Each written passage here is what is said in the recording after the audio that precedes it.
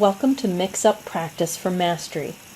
In this presentation, I will show you how to introduce variety into teaching and studying to improve learners' mastery of new skills and information.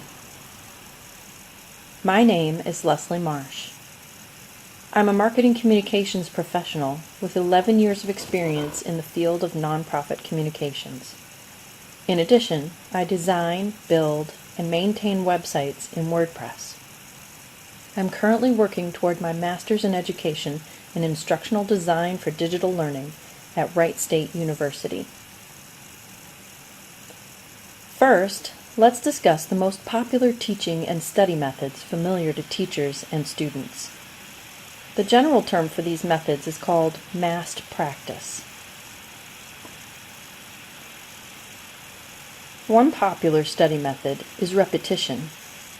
Instructors encourage repetitive practice of a skill or rote memorization of information, believing that simply repeating the action or memorizing material will burn it into memory.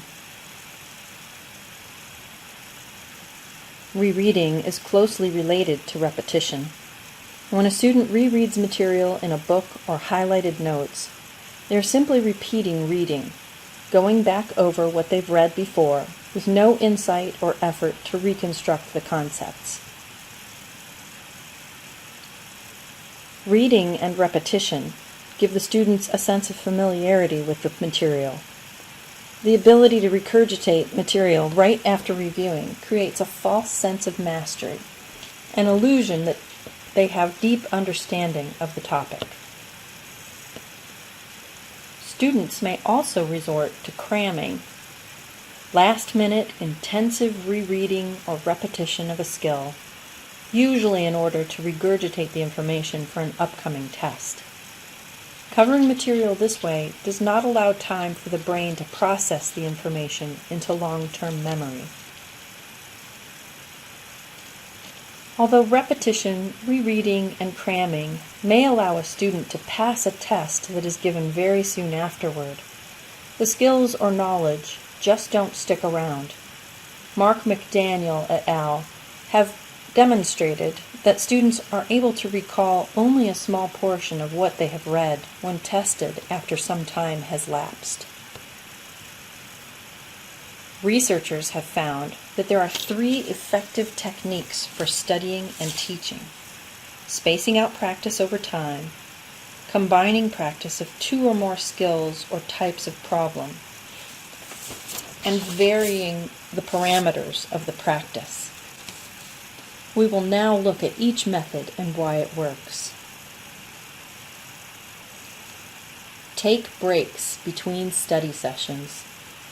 It may seem odd to deliberately not practice. However, researchers have shown the importance of taking a break between practice sessions.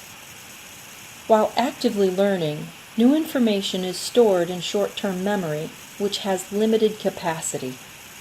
During downtime, the brain makes sense of the new information, connects it to prior experiences, and encodes it in long-term memory.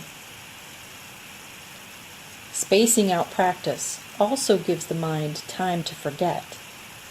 Again, this seems like an odd benefit. However, after a break in practice, the brain must work harder to recall the material from long-term memory, improving the connections and refining the clues for identifying needed information. Combining practice of 2 or more skills is another effective technique for teaching and studying. Randomly changing between similar types of problems during practice helps students identify the differences between problems and select the appropriate skills needed to solve them. Switching up the parameters in a problem or scenario creates a similar yet unique problem to solve. The student must take the new variables into account when solving the problem or accomplishing the skill, ensuring that they are not just memorizing one way to accomplish something. Now let's explore how to put these new methods to work in the classroom and individually. Deliberately leave time in your schedule for breaks between practice sessions. During that time, the brain works at comprehending the information and integrating it into prior knowledge. In subsequent practice, the extra effort needed to recall the information further strengthens the connections in long-term memory. Flashcards are a natural tool for self-quizzing at intervals and interleaving study of multiple topics. Mixing previously learned material into the rotation of cards helps stimulate recall of long-term memory.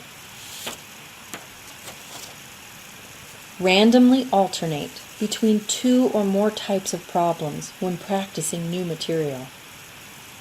The student must evaluate the problems to understand what type it is and recall the relevant skill needed to solve it.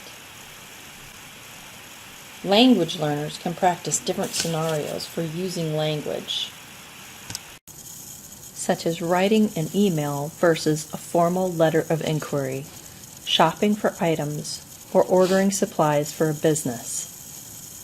Change the ages or roles of the people being addressed in the scenario to practice different styles of communication.